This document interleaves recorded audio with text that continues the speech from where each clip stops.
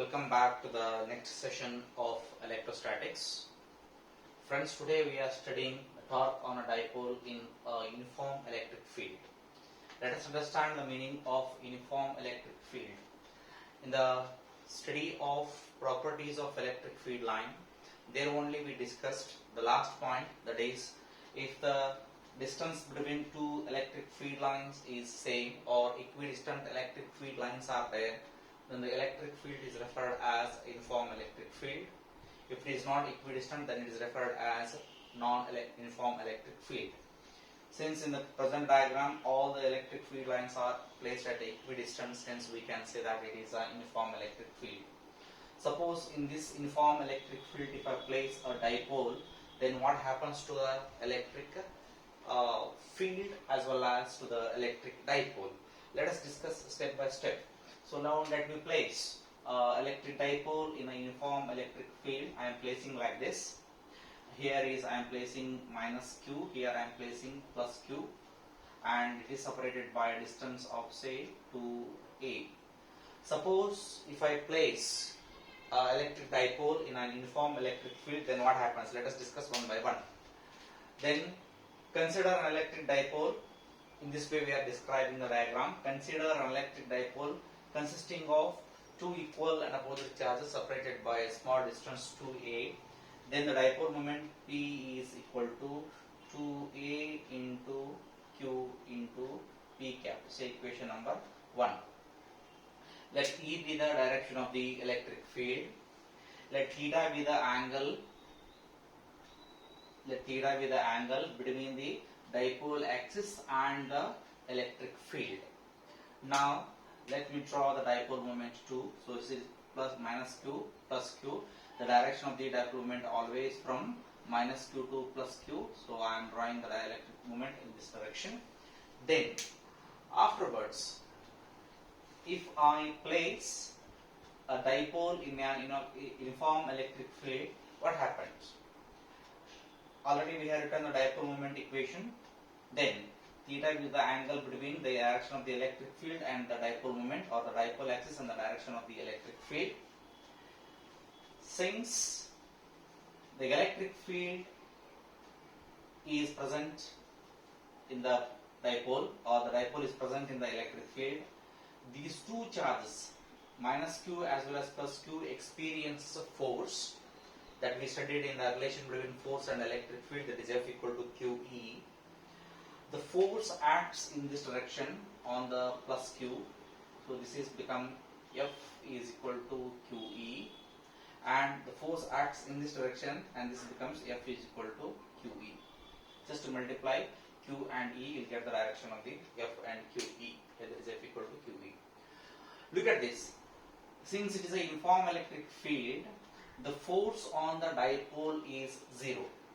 I repeat, since the electric field is uniform, the magnitude of the force on plus q as well as minus q is same and acting in the opposite direction.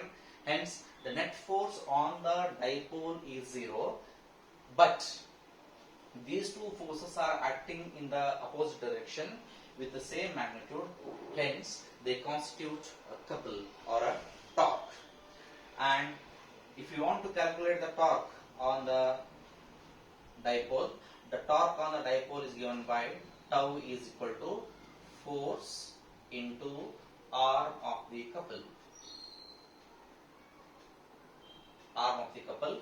This arm of the couple is also called as a perpendicular distance between the two forces. Now, already I know the force, that is F is equal to QE. I can substitute any one force here. But in case of the arm of the couple is nothing but the distance between two parallel forces. That is a perpendicular distance between the two arm of the couple. But in the present diagram, there is no arm, there is no perpendicular distance between force and two forces. Then I have to redraw the diagram in another way. So now here I got this is A, this is B, this is C. Now BC is termed as arm of the couple. So this is also theta. So now if I substitute here, then I'll get here F is equal to QE into BC. Then Here I have right angle triangle ABC. So now say equation number 1 time being, equation number 2 already one is there. So now from triangle ABC, if I define sine theta, then sine theta is equal to opposite by adjacent, opposite by hypotenuse. So opposite side is here now BC. So now BC divided by AB, that is equal to BC, I don't know, let me keep as it is, but AB is 2A. Then if I rearrange this equation, I will get, so BC is equal to 2A into sine theta in 2. That means after calculating the BC, I will get the answer 2A into sine theta, that I am substituting in equation number 2. Suppose if I substitute in equation number 2, equation number 2 implies tau is equal to QE into 2A into sine theta. Just a rearrangement of the terms, then I'll get tau is equal to E into 2A into Q into sine theta. Look at this, 2A into Q. Equation number 1 says dipole moment. Then if I substitute here, I'll get tau is equal to P into E into sine theta. Here we can write only use equation number 1. So I am using equation number 1. So I'll get P is sine theta. Look at here. Dipole moment is also vector quantity, electric field also vector quantity. Two vector quantities are multiplied with sine theta 1. That means I can replace the sine theta by a cross product. So I can in vector form, if I express above equation in vector form, vector tau is equal to vector P cross vector E. So this is also one more important derivation. Tau is equal to PE sine theta. So this is equation number 3. Equation 3 will help us to understand few more important cases about this dipole in a uniform electric field. So that is why I named it equation number 3. So now tau is equal to PE sine theta, or P cross E will be the final expression when dipole is placed in a uniform electric field. Then let's go to some special cases. Some special cases. In that, number 1. What special case number 1 says? Suppose if the dipole moment is parallel to the direction of the electric field. If dipole moment is parallel to the direction of the electric field, that means the angle theta becomes 0 degree. Suppose if I substitute 0 degree in equation number 3. So now equation 3, what it says, let's see here. Equation 3 says here tau is equal to PE sine theta. Since theta is equal to 0, if I substitute here 0, sine 0 becomes 0, 0 into anything becomes 0, then I can say here it becomes 0. So that I can say that the dipole is in a stable equilibrium. So in this situation, dipole is in stable equilibrium. Dipole is in stable equilibrium. Suppose if I go to the case 2, that is, if the angle between the dipole moment and the electric field is, if P and E are placed at theta is equal to say 180 degree, that is anti-parallel. So now if P and E are anti-parallel, theta becomes 180 degree. If theta becomes 180 degrees, then if I substitute in equation number 3, tau is equal to PE sine theta, then again tau is equal to PE sine theta. Theta is equal to 180 degree, then if 180 is also 0, 0 and anything again becomes 0, then I can say that dipole is in unstable equilibrium. Dipole is in unstable equilibrium. Right? Then in case 3, if the angle between the electric field and the dipole moment, if it is perpendicular, then theta is equal to 180 degree. Sorry, theta is equal to 90 degree.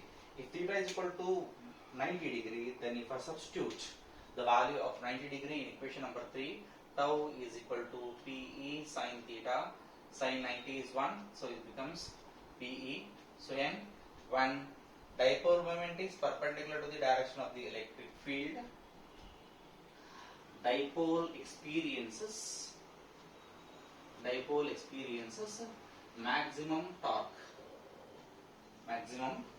torque. So these are the some important special cases. So it may be asked in the CET, at what condition the dipole is in unstable equilibrium or unstable equilibrium, or at what condition the dipole experiences maximum torque. These are some simple and very important special cases when a dipole is placed in uniform electric field. Now, after studying this, let us go to the one more important concept. Again, as I said, it is just a classical mechanics resemblance. So now, suppose if I place the charges on the dimensional objects like one-dimensional, two-dimensional and three-dimensional objects, what will be the density of the charge? So now it is just resemblance the mass concept, mass per length, mass per area, as well as mass per unit volume. So just it gives the density concept or the electric density concept, that is called as continuous charge distribution. The next heading is continuous charge distribution. One more important heading and last but one heading of this chapter, continuous charge distribution.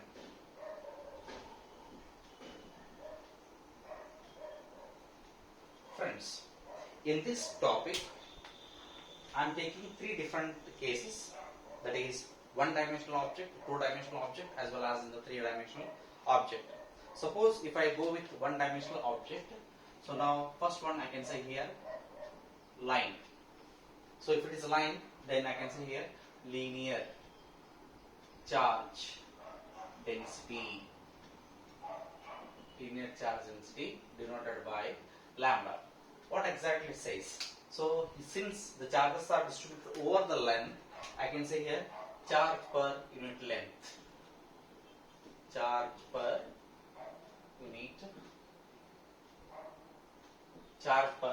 unit length. So now, as the definition says, charge per unit length is called as linear charge density. That means charges are spreaded or kept on a length or single dimensional object. So you can say that the charges per unit length will give you the linear charge density, and it is denoted by lambda. So now lambda is equal to, I can write charge per length. Lambda is equal to Q by L. Then if I write the SI unit for this, so very simple it is. Since the SI unit of charge is coulomb, capital C, charge unit of the SI unit of length is meter. Since it is per meter, so I can write here coulomb per meter. While writing the SI unit, should be very careful. So now linear charge density is charge per unit length. Lambda is equal to Q by L.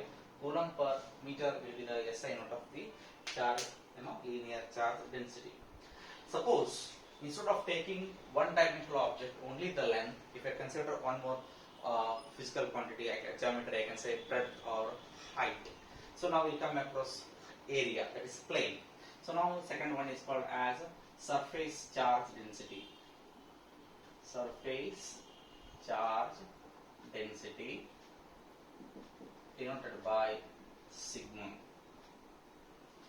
This says, as I said here, linear means charge per unit length. Here charge per unit area. Charge per unit area will give you the surface charge density denoted by sigma. And if I write the expression for this, sigma is equal to Q by A. Then as we know that if I write the SI unit of this surface charge density sigma, charge is measured in terms of coulomb, so coulomb, area is measured in terms of meter, since it is per meter, so I can write here coulomb per meter square. Similarly, if I go to the third one, that is volume charge density. Third one is volume charge density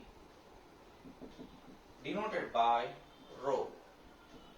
So now only one dimensional charge per unit length, two dimensional charge per unit area, three dimensional charge per unit volume. Charge per unit volume. So I can write here only rho is equal to Q by V. I can write here capital V, Q by V. Then if you write the SI unit for this, then it becomes coulomb per meter cube. So this is again for 3 marks. Briefly explain continuous charge distribution. In this explanation, so you have to take 3 important concepts. This is purely related to the density. So if charges are spread over the length, charge per unit length, linear charge density. If charges are spread over the area, charge per unit area or surface charge density. If charges are spread over the volume, then charge per unit volume or called as volume charge density. Then just SI units with their respective equations. After studying this, we are heading to the one more important concept that is called as Gauss's law. And the last topic of this chapter, Gauss's law. What exactly Gauss's law say? What is the need of studying the Gauss's law? Friends, while studying the concept of electric field, I refer to important definitions. One is source charge, another one is the test charge. Source charge, which produces the electric field. Test charge, which examines or checks the presence of the electric field produced by the source charge. Question comes here. If there is only one charge, so we know the definition E is equal to 1 by 4 pi epsilon naught Q by R square.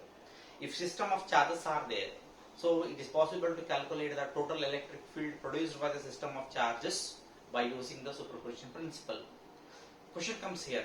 If these charges are bounded or enclosed by the surface, then how to calculate the electric field using this enclosed system?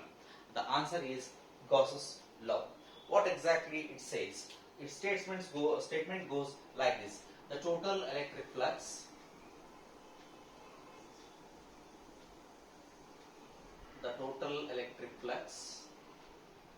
over a closed surface, the total electric flux over a closed surface in a vacuum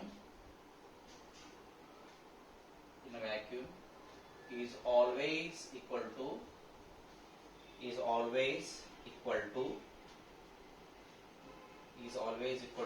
1 by epsilon naught times of the charge, enclosed by the surface.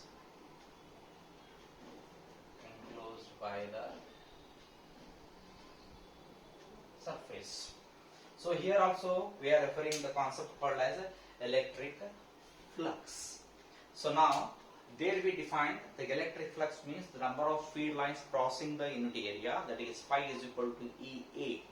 Here or phi is equal to E into delta S into cos theta. But here he defined it. Gauss gave another type of definition to the electric flux, and that can be written as electric flux over any closed surface is equal to 1 by epsilon times of the total charge enclosed by the surface. That is phi is equal to 1 by epsilon naught into Q, where Q is the total charge enclosed by the surface. That means if I draw any closed surface like this, if it is consisting of let's say Q1, Q2 minus Q3 plus Q4 minus Q5, then if I want to write the total electric flux, total electric field produced by this one, so I can write the total electric flux, and if I apply the electric flux to this, then I will get phi E is equal to 1 by epsilon naught times of the total charge, that is additivity of the charges, Q1 plus Q2 minus Q3 plus Q4 minus Q5. In this way we are expressing the electric flux using the Gauss's law. Again it says that the total electric flux over a closed surface in vacuum is always equal to 1 by epsilon naught times the total charge enclosed by the surface. Now, here two more important definitions are there, friends. The number one is Gaussian surface.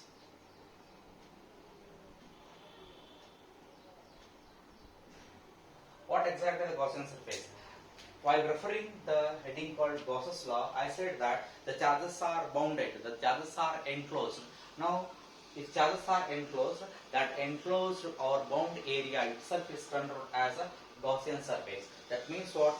The surface chosen for the applications of Gauss's law, the surface chosen for the applications of Gauss's law,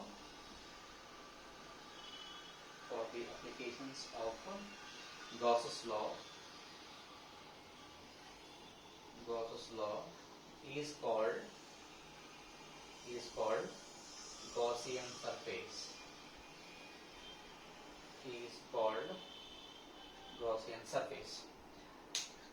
That means the surface chosen for the applications of the Gauss's law is called as a Gaussian surface. Why I use the word called as a applications here, friends? In the last heading, I said here continuous charge distribution. The charges may be distributed over the length, over the area, over the volume.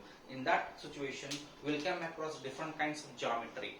In that, it may be straight line, closed surface.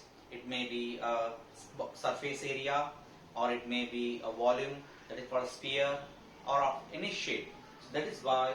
So now in this topic, that is Gaussian surface, we say that applications. For the applications, we are choosing a surface. That surface itself is called as a Gaussian surface. As I said here, this Gaussian surface is independent of geometry. This is a very, very important topic. So Gaussian surface is independent of geometry. Gaussian surface is